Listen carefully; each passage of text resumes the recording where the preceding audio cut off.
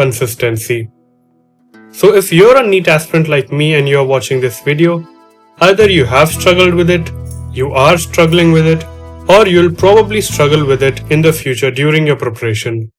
Maybe I have a solution for you. So when I was preparing for NEET in Kota, there came a point after which my scores got stuck at an average of 620 to 640 marks. I was not seeing any growth in my performance, as a result of which my motivation or my urge to work harder was going down day by day. It was taking a toll on my mental health because मेरे दिमाग में 24/7 यही चीज चलती रहती थी कि यार ऐसे कैसे चलेगा, ऐसे तो हो सकता है कि मैं ऑल इंडिया कट ऑफ भी क्लियर ना कर पाऊं, और था भी मैं यूपी से, स्टेट बड़ा है तो अच्छा कॉलेज तो कम मार्क्स पे वहां भी मिलना मुश्किल होगा.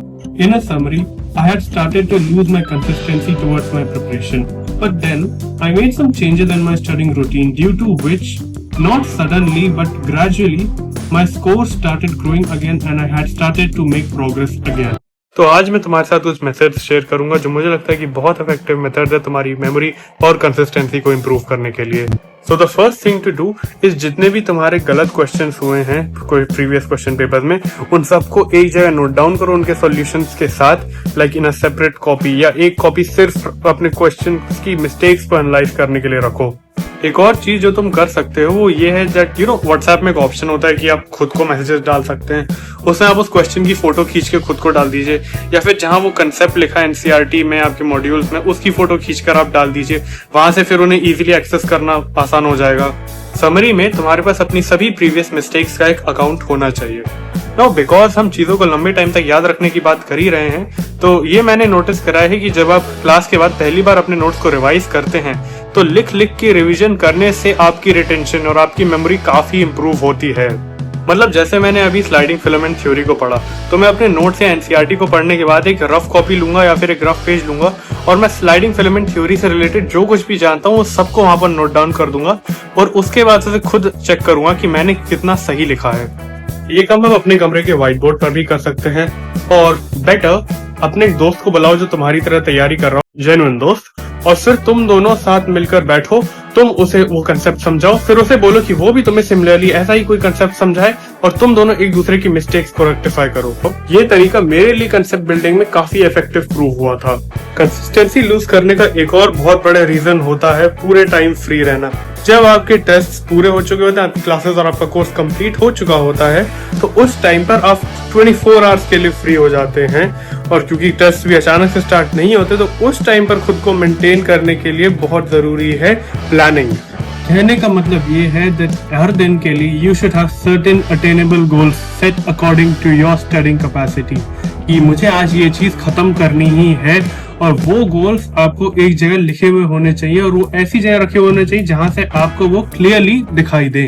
प्रेफरेबली एक स्टिकी नोट पर लिख के अपनी डेस्क पर चिपका लो. Now I personally feel that your planning should be according to the goals rather than the studying hours. तो ये दिन में सेट होना चाहिए कि इतने टॉपिक्स खत्म होने हैं, rather than ये कि मुझे कितने घंटे पढ़ना है. Planning should be according to the fact कि ये टॉपिक आज पूरा होना है, चाहे इसमें 3 घंटे लगे या 10 घंटे, पर आज ही पूरा होना है. और मुझे नहीं लगता मुझे बोलने की जरूरत है, लेकिन कंसेप्ट को लंबे टाइम तक याद रखने के लिए बहुत जरूरी है रेगुलरली क्वेश्चंस को प्रैक्टिस करते रहना.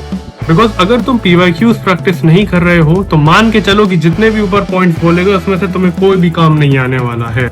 Another thing worth mentioning is that after every study session, you should award yourself with some amount of dopamine. Not to mention that you'd have to divide your entire study plan into smaller sessions in order to avoid toxic productivity. You can also try out the Pomodoro technique for consistently studying for a longer time.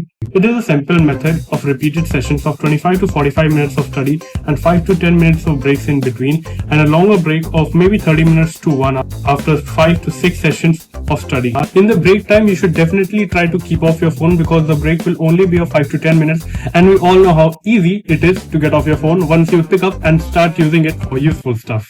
So what you should be doing in that time is probably walking in your room, drinking some water, cleaning your desk, all sorts of screenless time pass. Finally, before ending this video, I would like to say that the biggest catalyst in your preparation for NEET UG is that dream of yours to get a white coat and a stethoscope and save people's lives. If you ever feel demotivated, just ask yourself why you started all of this in the first place. And always remember that चाहे तुम किसी भी college से pass out हो या तुम्हें कितने भी अटेम्प्ट में सिलेक्शन मिला हो, 10 years down the line, if you can save someone's life, it's all worth it. Okay guys, so I think that was it. I hope you liked the video.